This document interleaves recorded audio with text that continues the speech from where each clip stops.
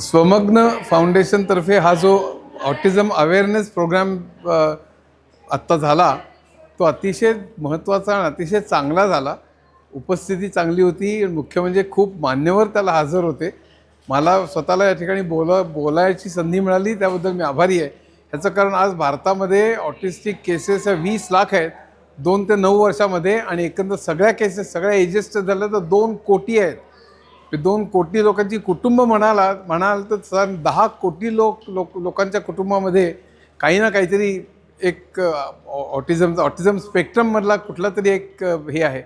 त्यामुळे हे खूप मोठ्या प्रमाणात भारतातल्या 8 ते 10% लोकांना एफेक्ट करणारा हा एक प्रकार आहे आणि त्यामुळे त्याचा अवेअरनेस वाढवलं जर का तर आपल्याला कळेल की ऑटिझम म्हणजे काय आहे. कित्येक लोकांना अजून माहीत नाही ऑटिझम म्हणजे काय आहे ते.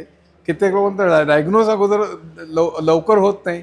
कित्येक लोक त्यामुळे त्याचे उपचार जे आहेत म्हणजे मेडिकल आणि शिवाय इतर जे उपचार आहेत ते उपचार लवकर घेत नाहीत आणि त्यामुळे त्या इफेक्टिव्हनेस जो असतो की त्याचे जे उपाय जो आहेत ते फार चांगल्या तऱ्हेने होत नाहीत.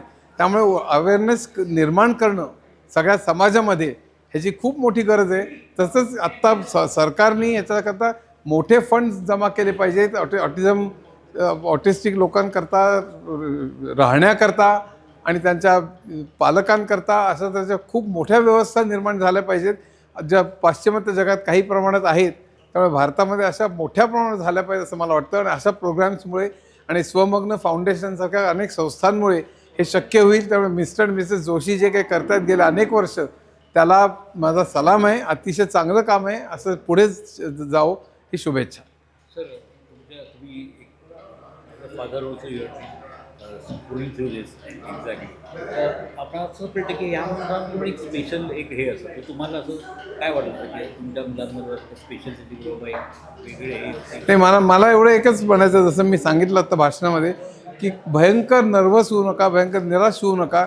कित्येक पेरेंट्स स्वतःला दोष देत राहतात. कित्येक अंधश्रद्धेमुळे चिकार गंडे बांधा हे करा ते करा कुठेतरी बाबाकडे जा असलं काही न करता वैज्ञानिक दृष्टिकोन इथे घेतला पाहिजे. म्हणून नेहरू सेंटरमध्ये हा प्रोग्राम होतो याचा मला आनंद होतो एकतर. आणि वैज्ञानिक दृष्टिकोनाने आपण मेडिकल सल्ला घेतला पाहिजे, थेरपीसुद्धा घेतल्या पाहिजेत आणि त्याप्रमाणे आपण धीर न सोडता स्वतःसुद्धा चांगलं आनंदी आयुष्य जगण्याचा आपल्याला हक्क आहे आणि तो आपण नक्की हे केला पाहिजे असं मला वाटतं. पुढच्या युगामध्ये मेडिकल डायग्नोसिसमध्ये आर्टिफिशियल इंटेलिजन्स आणि क्वांटम कम्प्युटिंगमुळे पुढच्या एक 10-20 वर्षामध्ये खूप मेजर फरक पडणार असं मला वाटतं.